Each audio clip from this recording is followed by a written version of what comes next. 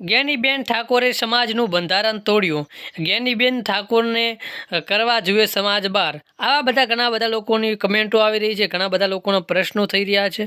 તો મિત્રો શું છે આ મુદ્દાને લઈને આજે આપણે વિડીયો બનાવી રહ્યા છીએ, તો બનાવી રહેજો આપણે એન્ડ તક વિડીયો સુધી. તો મિત્રો નાનકડી એક રિક્વેસ્ટ પણ છે સાથે સાથે કે મારી આ જે પેજ ઉપર ઘણા બધા મિત્રો શેર કરે છે અને ઘણા બધા મિત્રો વ્યૂઝ પણ મેળવે છે અને ઘણા બધા મિત્રો કમેન્ટ પણ કરે છે, પણ મિત્રો કોઈ ફોલો નહીં કરતું એટલે ફોલો પણ કરી દેજો. અને મિત્રો વાત કરવા જઈએ તો જ્ઞાનીબેન ઠાકોરની, તો મિત્રો એક પાટણના એવા જે લગ્ન પ્રસંગે જ્ઞાનીબેન ઠાકોરની હાજરી રહી હતી. ત્યારબાદ જ્ઞાનીબેન ઠાકોરને લઈને મોટો વિવાદ થયો હતો. કહેવાનો મતલબ એવું છે કે જ્ઞાનીબેન ઠાકોરે બંધારણ કર્યું છે, પરંતુ આ બંધારણ શું જ્ઞાનીબેનને લાગુ નથી પડતું?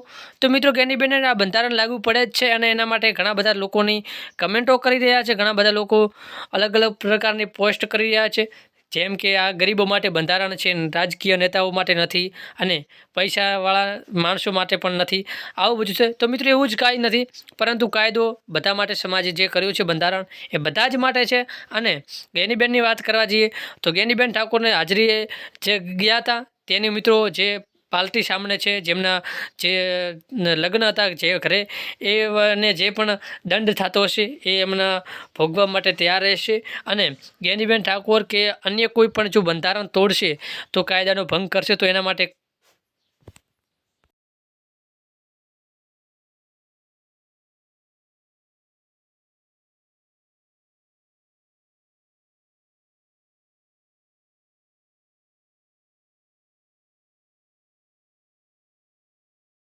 સમાજના લોકોનું કહેવું છે કે એમના માટે કડક કાર્યવાહી કરવામાં આવશે. અને જો કે આ જે બંધારણ છે એ બધા જ નાનાથી મોટા અને ગરીબો તેમજ બધા જ લોકો માટે સારી અને સાચી અને સરખામણી છે.